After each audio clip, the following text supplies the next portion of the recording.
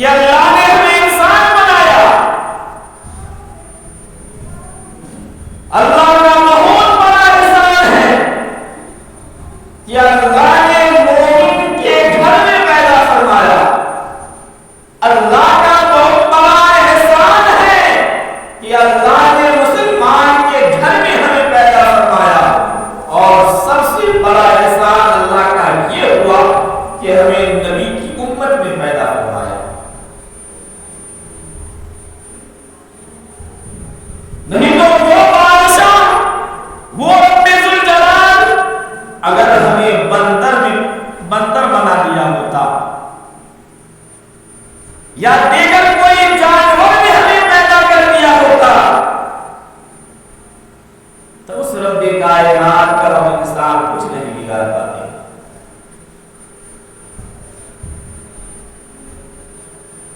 وہ جانور بنا دیتا اور ہمارے جسم کے اوپر کئی بوجھ لاد دیے جاتے.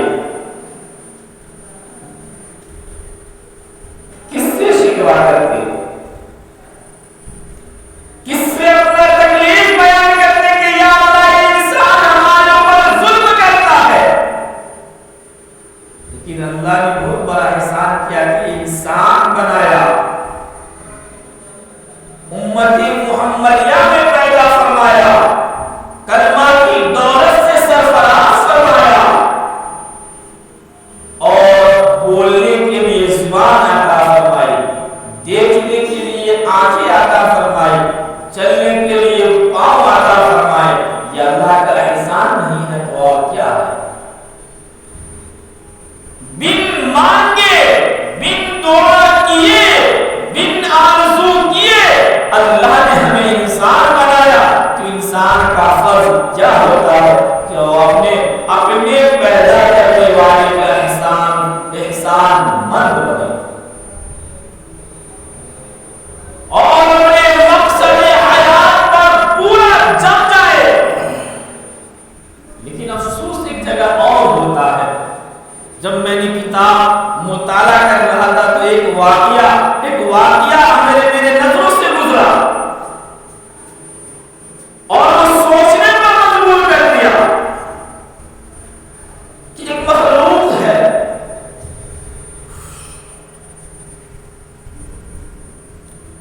جسے ہم مچھلی کے نام سے جانتے ہیں. اللہ نے اس کو بولنے کے لیے زبان نہیں دی،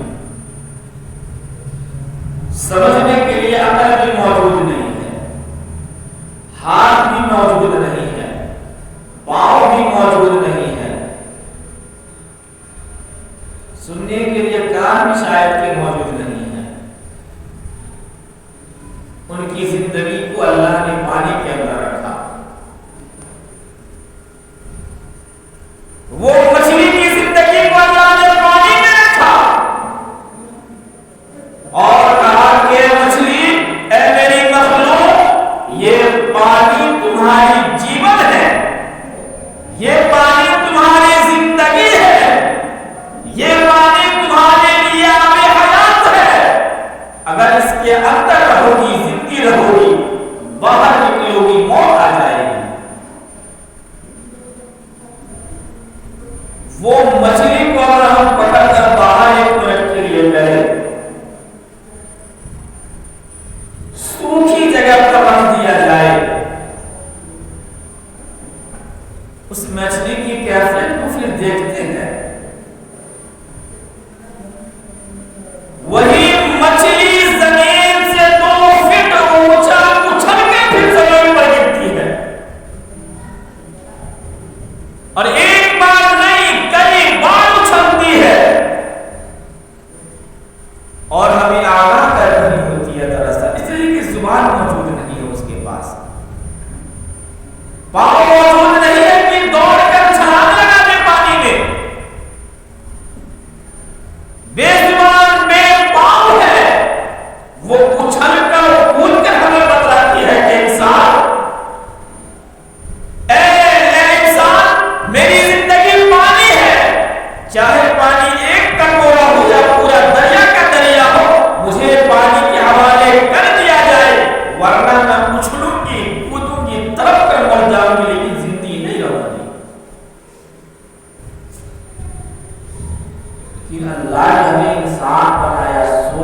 لیے عقل دی، دیکھنے کے لیے آنکھیں دی ہے، دوڑنے کے لیے، چلنے کے لیے پاؤں دیا ہے، بولنے کے لیے زبان عطا فرمایا ہے۔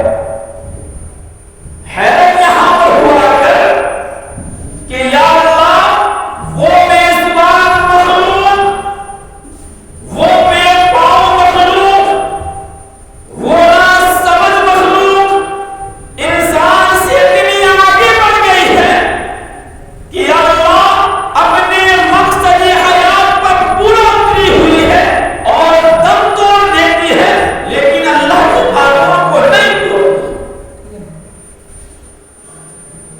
ہمیں تو اس سے بھی آگے نکلنا چاہیے تھا۔ جہاں غلط ہے عقل سوچے، پاؤں غلط اٹھا رہے پیچھے کو آئے، کسی کے حق میں نا انصافی آنا نہ بولے، زبان کو سنبھال کر استعمال کرے۔ یہی انسان، یہی بندہ اگر نیک اعمال کرنے لگے، اللہ کے احکام کو پوری طریقے سے اپنانے لگے، پھر اللہ اکبر، اللہ نے وہ مقام عطا فرمائے گا، وہ عزتیں، وہ شرف کو عطا فرمائے گا کہ اللہ نے فرمایا کہ اگر میرا بندہ نیکیوں کار بن جائے، اپنے اعمال کو سنوارے، میں انسان کا مقام بڑھا کر فرشتوں سے آگے لے چل کر اس کا نام اشرف المخلوقات رکھ دوں گا۔ اور قرآن میں اللہ نے فرمایا بھی ہے کہ میں نے انسان کو اشرف المخلوقات بنایا، بڑا خوبصورت بنایا،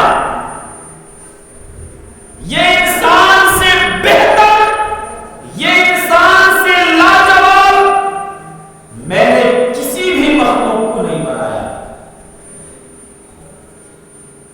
قسم بھی کھائی، والتین والزیتون وطور سینین وهذا البلد الامین لقد خلقنا الانسان فی احسن تقویم، کہ ہم نے انسان کو بڑا خوبصورت بنایا۔ وہ خوبصورت انسان، لاجواب انسان، بے مثال انسان کا کردار ایسا ہو کہ ایک بے زبان مخلوق سے پیچھے چھوڑ جائے، ایسی زندگی پر لعنت ہے۔ اور ایسی زندگی پر اللہ کے فرشتے بھی لعنت بھیجتے ہیں کہ یا اللہ تو نے کیسا مخلوق بنایا، کیسا بندہ پیدا فرمایا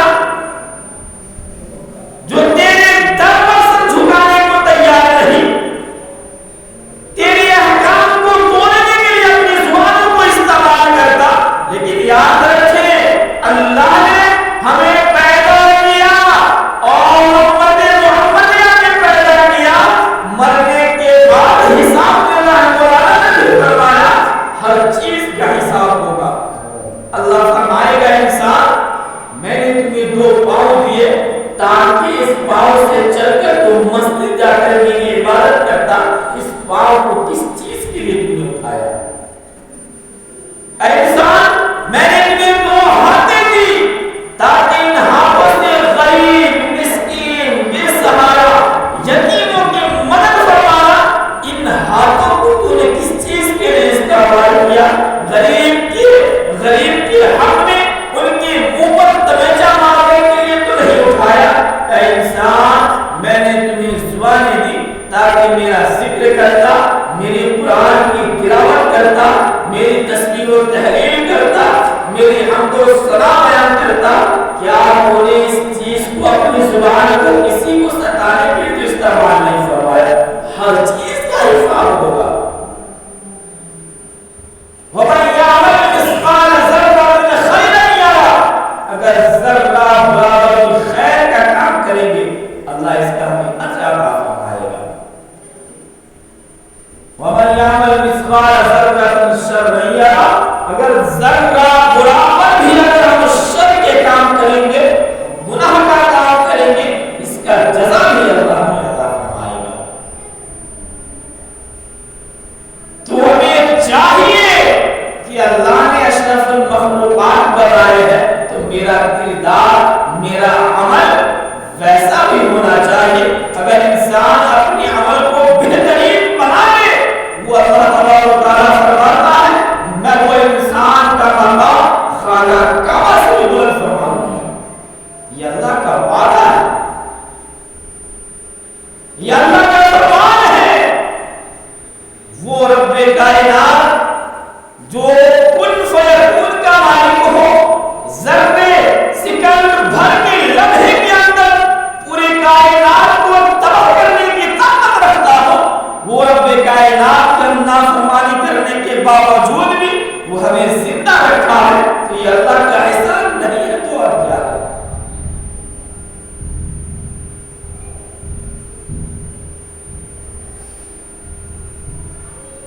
جب لوگوں نے اللہ کی نافرمانی کی ہے, حد کا تجاوز پار کیا ہے,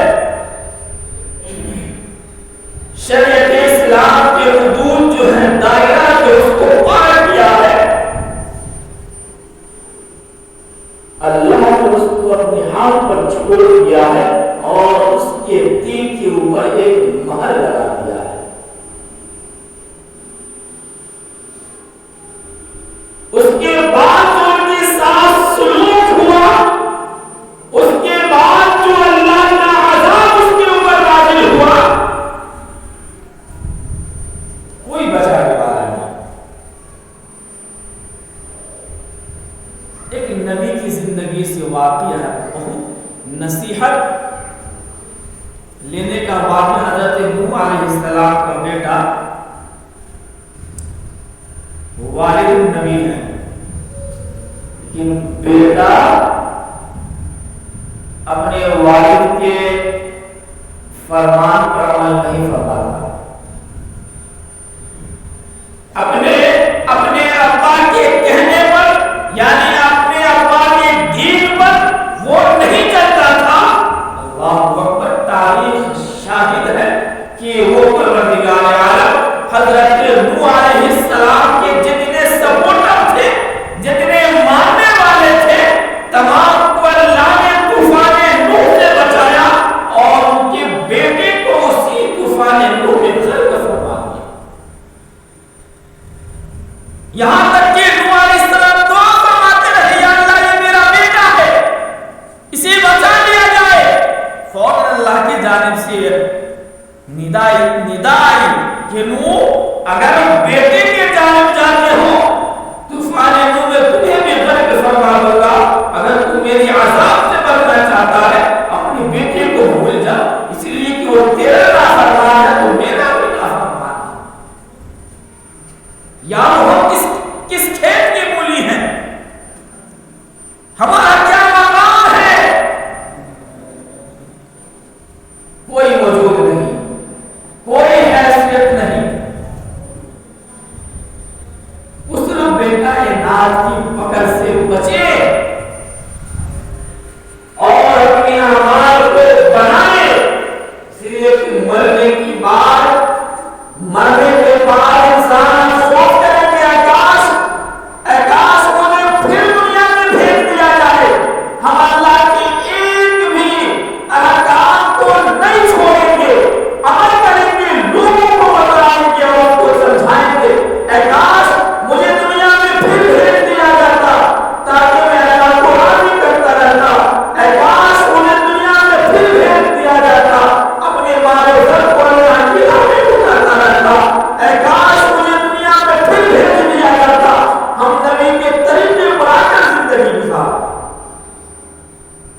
تو سوائے افسوس تو اس وقت ہمیں کچھ نصیب نہیں ہونے والا ہوگا. اب پہلی آیت کریمہ کا اس نے کہ مٹھایا یہ تھوڑا سا تشریح کر دیا جائے. پہلی آیت کریمہ یا ایھا الذین آمنوا ادخلوا فی السلم کافہ, اسلام میں آنا ہے مکمل طور پر آ جائے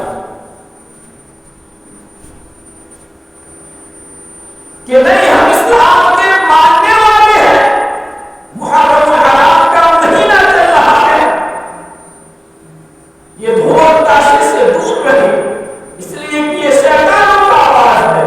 اللہ کے نبی نے اس کو پسند نہیں فرمایا.